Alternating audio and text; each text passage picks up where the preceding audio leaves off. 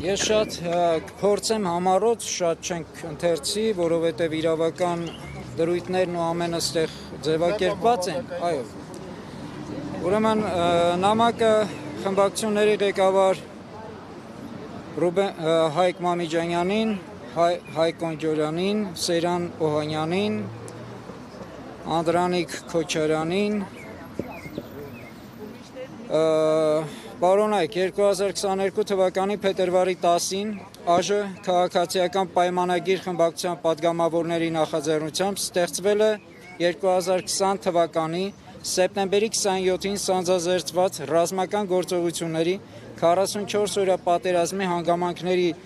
ուսումնասիրման նպատակով ԱԺ քննիչ հանձնաժողով, որի նպատակն էր բացահայտել. Առաջին, 2020 թվականի սեպտեմբերի 27-ին ռազմական գործողությունների սանձազերծման նախադրյալները, պատճառներն ու պայմանները, պատերազմի ժամանակագրությունը, հայկական կողմի կրած կորուստները։ Երկրորդ, արձանագրված անհաջողությունների քաղաքական եւ ռազմական պատճառները եւ դրանց նպաստող պայմանները։ Երրորդ, պաշտպանության ոլորտի ղեկավարման եւ կառավարման համակարգը, պատերազմին նախորդող ժամանակահատվածում պաշտպանության ոլորտում սահմանված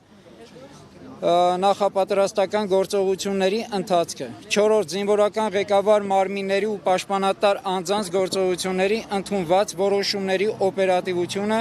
դրանց համապատասխանությունը եւ համարժեքությունը ստեղծված օպերատիվ ռազմական իրավիճակին։ Հինգերորդ, ռազմական գործողությունների ընթացքում եւ դրանից հետո հարուցված քրեական գործերում ռազմական իրադարձությունները հաստատող կամ հերքող փաստական հանգամանքների ուսումնասիրություն։ 6-րդ, զինված ուժերի ապահովման, թիկունքային սպառազինության, մարտական պատրաստության, մարտական հերթապահության, կրման կանոնների կատարման, զորքերի համալրման, զորքերի ծառայության, հետախուզական գործողություն վիճակի ուսումնասիրություն։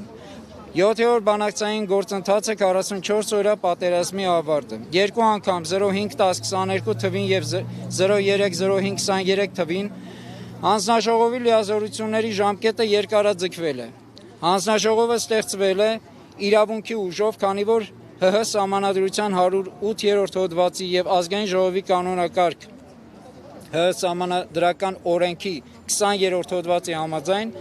այն ուներ հանրային հետաքրքրություն ներկայացնող հարցերին վերաբերող փաստերը պարզելու եւ դրանք Ազգային ժողով ներկայացնելու նպատակ։ 2025 թվականի սեպտեմբերի 3-ին հանձնաժողովի նախագահ Անդրանիկ Քոչարյանը հայտարարել է,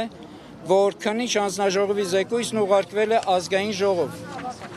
Ազգային ժողովի նախագահին եւ նախատեսվում էր զեկույցը հրապարակել 2025 թվականի սեպտեմբերի 27-ին հաջորդող լիագումար նիստում, սակայն 2025 թվականի հոկտեմբերի 6-ին հայտարարվեց, որ 44-օրյա պատերազմի հանգամանքներն ուսումնասիրող քննիչ հանձնաժողովի զեկույցը չի հանրայնացվի,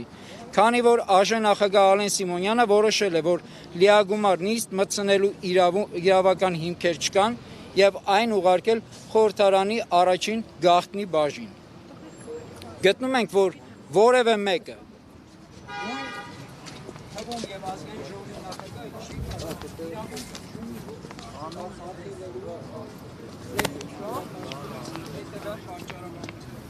այստեղ պատճառաբանությունները իրավական են, սրան կարող եք հետո